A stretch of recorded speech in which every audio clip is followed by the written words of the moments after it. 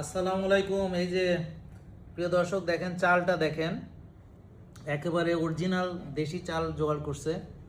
মাশাল্লাহ ভাই, এদিকে আসেন। আপনি রাঁধছেন তো আপনি নাকি? হ্যাঁ, এই যে ভাই আমার জন্য রান্না করে, এই যে আমাদের তেল ঘি দিয়ে রান্না দিছে।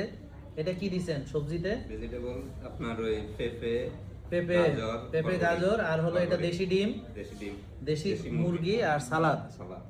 আর ডাল তো আছেই। মানে দারুণ এটা রান্না। আমাদের তেল দিয়ে করছেন নাকি? আপনাদের আলহামদুলিল্লাহ, তেল কি আমাদেরটা দিয়ে করছে।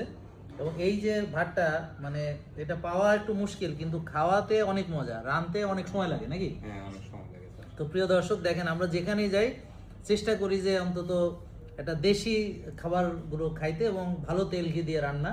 তো সারাদিনে হয়তো একবেলাই খাচ্ছি, কিন্তু একটা ভালো জিনিস খাচ্ছি, হয়তো একটু কষ্ট হচ্ছে, বাট এই যে ওনারা আছে আমাদের সবসময় সাহায্য করে। ওনারা এই যে আমরা এয়ারপোর্ট থেকে নামার পরে তেল ঘি আইনা দিয়ে গেছি, ওনারা রান্না বাড়া করে রেডি করে রাখছে, এবং কষ্ট করে এই দেশি জিনিসগুলো